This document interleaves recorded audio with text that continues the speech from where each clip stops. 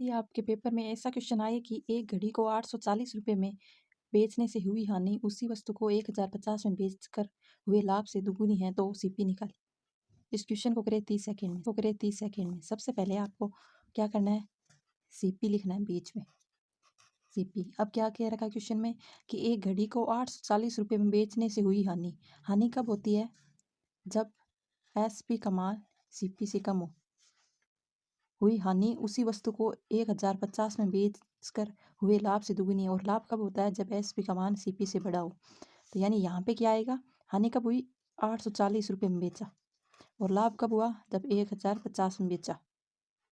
अब क्या कह रखा है, 840 रुपये में बेचने से हुई हानि। ये जो हानि है उसी वस्तु को 1050 रुपये में बेचकर हुए लाभ से, यहाँ जो लाभ होगा उसका दुगुना है हानि है। यानी अगर लाभ 1 है तो हानि कितनी होगी?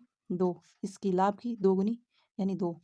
अब क्या करना है आपको, इन दोनों का अंतर लेना है।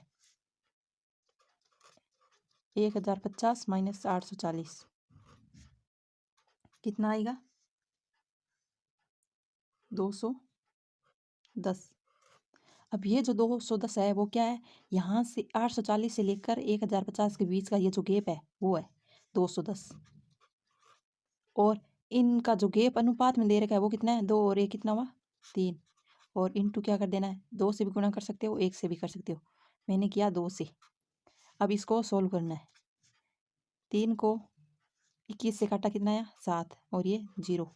7 दूनी 14 और ये 0 140। ये जो आया वो क्या आया है? हानि आई है। हमने यहाँ पे कौन सी संख्या ली है? 2, यानी हानि का मान रखा है तो ये आई हानि। अब सीपी कितना आएगा? सीपी कितना होगा? ये जो एसपी दे रखा है वो 840 और प्लस हानि कितनी है? 140।